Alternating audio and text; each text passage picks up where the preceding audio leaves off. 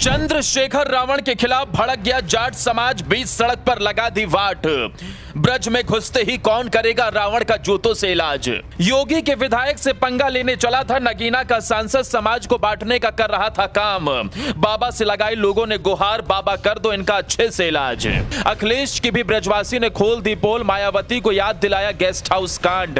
बताया आखिर राजेश चौधरी ने क्यों कहा मायावती को सबसे भ्रष्टतम मुख्यमंत्री। जब से चंद्रशेखर रावण एक योगी के शेर से भिड़ने की भूल कर बैठे हैं, तब से लोगों का गुस्सा उनके खिलाफ सातवें आसमान पर है। कभी चंद्रशेखर रावण के खिलाफ लोग सड़कों पर उतरते हैं, तो कभी ब्रज में आने पर उनका स्वागत करने की बात कहते हैं। लेकिन इस बार माट की ही धरती से लोगों ने चंद्रशेखर रावण को आईना दिखा दिया। दरअसल हाल ही में हमने आपको बताया था कि चंद्रशेखर रावण किस तरीके से शब्दों की मर्यादा भूल गए हैं, कैसे एक सांसद बनने के बावजूद भी वो गली छाप गवारों जैसी बात कर रहे हैं और जूते मारने तक की बातें कहते नजर आते हैं। कुत्ते के पेशाब से उनकी मूंछें कटवाई जाएंगी और गधे पे बिठा के काला मुंह करके जूतों की माला डाल के हम उनको निकालेंगे।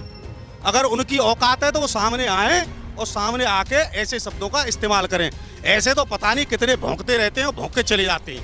पूरे मथुरा में कहीं भी आकर दिखाए है तो उसको उसने तो बोला है और यहाँ की जनता जूतों से उसकी खाल उधेड़ने का काम करेगी। ये हम कह ही नहीं रहे, वो यहाँ आकर दिखाए तो हम करके भी दिखाएंगे। पिटे जाओ यहाँ से। हाँ हाँ, क्या भाई साहब, क्या नाम है? सही कह रहे भाई साहब। उस रावण का भी घमंड नहीं रहा। ये 4 दिन के रावण क्या करेंगे? ब्रज में आए और अपना वेलकम करवाएं, हम जूते लेके हम भी खड़े। धड़ बजाएंगे उसके ऊपर, धड़ बजाएंगे। हाँ, उसकी खाल को उधेड़ कर डाल देंगे अगर हमारे विधायक पे भी यहाँ चाहिए तो। एक माननीय सांसद को माननीय विधायक के लिए ऐसे गंदे शब्दों का प्रयोग नहीं करना चाहिए। पर ये छोटे लोग हैं, उसने कहा तो विधायक जी के लिए छोटे लोग दूसरों पे उंगली उठाते हैं। ऐसे छोटे लोग कंट्रोवर्सी पाने के लिए पूरे समाज पे और पूरे देश पे उंगली उठा देते हैं। ये लोग आए दिन प्रधानमंत्री, मुख्यमंत्री और पूरी सरकार को भ्रष्ट, बेईमान, निकम्मा और नीच, पता नहीं कैसे कैसे शब्दों से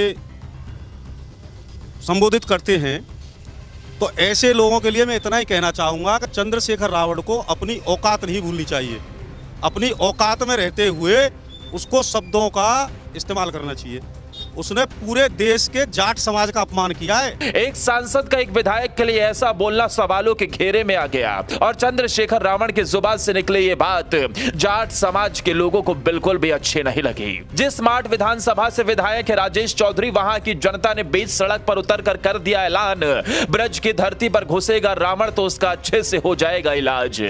जब हमारी टीम ग्राउंड पर पहुंची, माट विधानसभा के लोगों से बातचीत की, तो वहां एक युवा जाट ने गुस्से में ये तक कह डाला कि चंद्रशेखर रावण की अकड़ ढीली करने का हम काम करेंगे। अगर चंद्रशेखर रावण में दम है तो वो मथुरा में आकर दिखाए, यहाँ की जनता उसका अच्छे से स्वागत करेगी। सुनिए क्या कह रहे हैं मथुरा के जाट।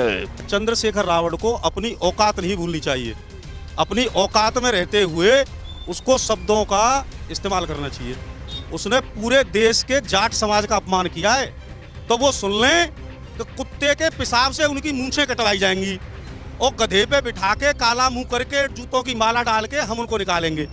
अगर उनकी औकात है तो वो सामने आए और सामने आके ऐसे शब्दों का इस्तेमाल करें। ऐसे तो पता नहीं कितने भौंकते रहते हैं और भौंक के चले जाते हैं। राजेश चौधरी उस विधायक का नाम है जिन्होंने 40 साल के तिलिस्म को तोड़ा है। संसद भवन का अपमान है जिसमें वो बैठता है। क्या ऐसी तुच्छ छोटी सोच का व्यक्ति, इतना बड़ा अनपढ़ जाहिल व्यक्ति संसद में चुन के गया है? वहाँ की जनता को भी इसने अपमानित कर दिया जिसने इसको वोट दिया है। हाँ, तो ये भी तो दलित और वंचितों की राजनीति कर रहे हैं। जो अभी तो आपने देखा है, कल परसों इनके संसदीय क्षेत्र में इनके गुंडों ने कितनी बढ़िया राजनीति की है, कितना सम्मान किया दलितों का। तो ये मायावती जी का तो जब करेंगे भाई, ये मायावती जी का तो जब करेंगे जब पहले ये अपने वोटरों को तो कर ले। इनके पास वोटर जाते हैं, इनके गुंडे उन्हें मार मार के भगाते, पीटते।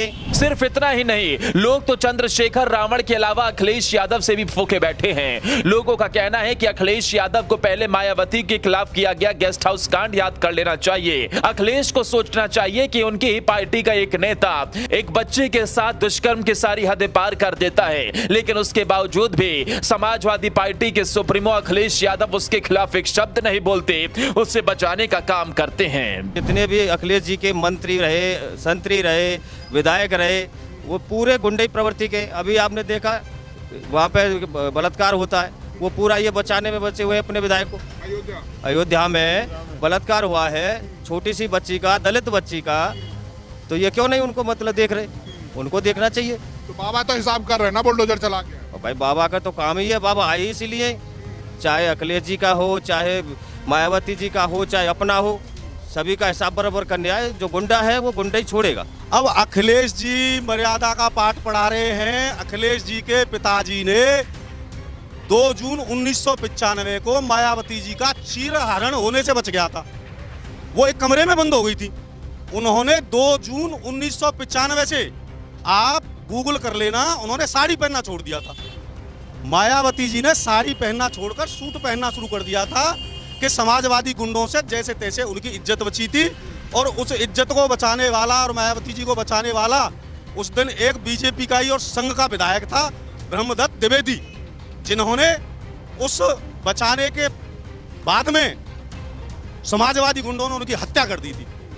तो ये लोग क्या जाने मर्यादा क्या होती है।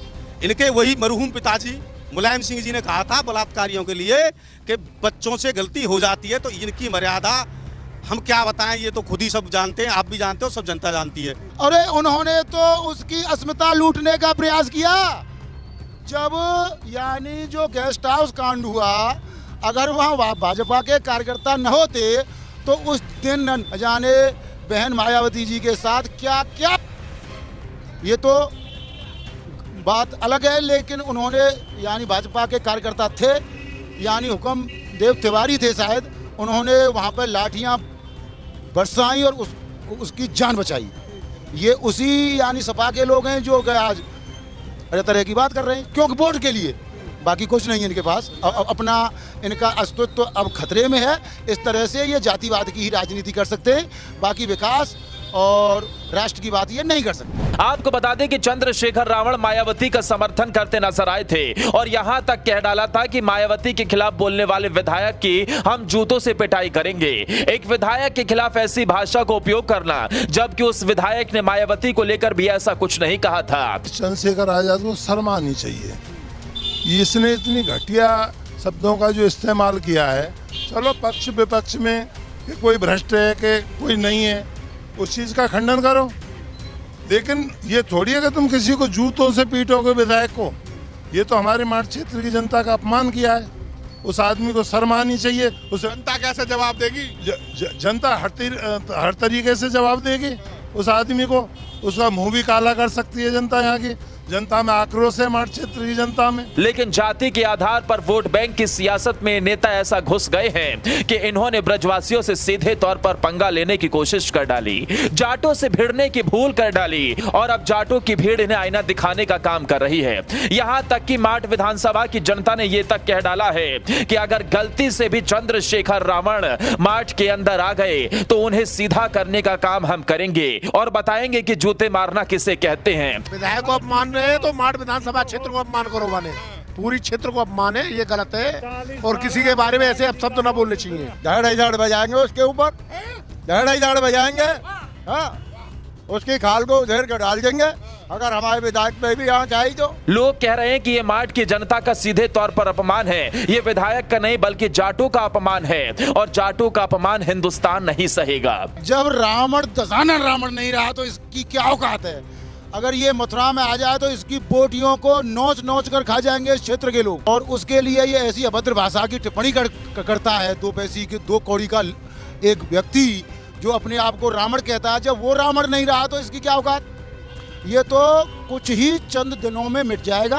वहीं जब हमारी टीम ने योगी को लेकर पूछा तो लोगों ने कहा कि चंद्रशेखर रावण का इलाज तो योगी बाबा आसानी से कर देंगे। योगी को अच्छे से आता है ऐसे लोगों को सीधा करना। योगी न जाति देखते हैं न धर्म देखते हैं, उनका बुलडोजर हर ओर गरजता है, हर ओर बरसता है। राजनीतिक हथकंडे अपनाए जा रहे हैं केवल एक मीडिया में छाने के लिए। और न तो चंद्रशेखर रावण ही मतलब जब से सांसद बना है तब से आपने देखा होगा केवल एक जाति विशेष के लिए कार्य करता है। जी कर देंगे इलाज पक्का, बिल्कुल पक्का इलाज कर देंगे और पक्के से पक्का कर देंगे और करते आए।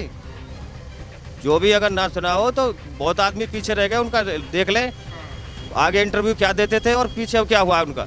ऐसे में अपराधियों पर गाज बाबा की जरूर गिरती है। इसे ही देखते हुए चंद्रशेखर रावण को भी सीधा करने का काम योगी आदित्यनाथ ही करेंगे। इसके अलावा जब लोगों से विधायक के दिए हुए बयान को लेकर पूछा गया तो लोगों ने कहा इसमें क्या गलत है। मायावती का भाई आज करोड़ों की संपत्ति का मालिक है। मायावती के परिवार के ऊपर भी भ्रष्टाचार के आरोप लगे हैं। आखिर मायावती के भाई इतनी संपत्ति कहां से लेकर आए? ना उनका कोई बिजनेस था, ना वो कुछ काम करते थे, तो इतनी अकूत संपत्ति कहां से बटोर डाली? इसलिए सवाल तो उठता ही है। मायावती भ्रष्ट हैं, कौन नहीं जानता इस बात को।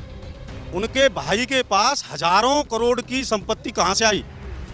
जो बड़े बड़े होटल हैं, बड़ी बड़ी संपत्तियां हैं, वो कहां से आई? क्या उनका भाई कोई बिजनेसमैन है? क्या इनका बाप कोई उद्योगपति था? मायावती जी ने सब बेईमानी से इकट्ठा किया। अब भ्रष्ट को तो भ्रष्ट ही बोला जाएगा, चोर को क्या हरिश्चंद्र बोल देंगे? मायावती के लिए 2 शब्द क्या बोल दिए, रावण को इतनी तकलीफ हो गई। अरे ये उसी की पैदाइश है। जिस तरीके से मायावती कहती थी तिलक तराजू और तलवार इनमें मारो जूते चार, तो वही खून है इन लोगों में, वही मानसिकता के ये लोग हैं। अगर भ्रष्टाचारी को भ्रष्टाचारी नहीं कहेंगे तो क्या कहेंगे? चोर को चोर नहीं कहेंगे तो क्या कहेंगे? भाई चोर को तो चोर कहा जाएगा, भ्रष्टाचारी को भ्रष्टाचारी कहा जाएगा। जब इनको इतनी पीड़ा भ्रष्टाचार जी कहने से होती है तो ये भ्रष्टाचार करते क्यों हैं? जब भ्रष्टाचार करेंगे तो लोग इनको भ्रष्टाचारी कहेंगे और खुले मंच से कहेंगे। दोस्तों, जिस तरीके से चंद्रशेखर आजाद उर्फ रावण ने जाट समाज के एक नेता से भिड़ने की भूल की है, उसके बाद लोगों ने जो कहा है उसे लेकर आप क्या कहना चाहेंगे? क्या आप भी इसका समर्थन करते हैं? कमेंट कर अपनी राय जरूर बताएं।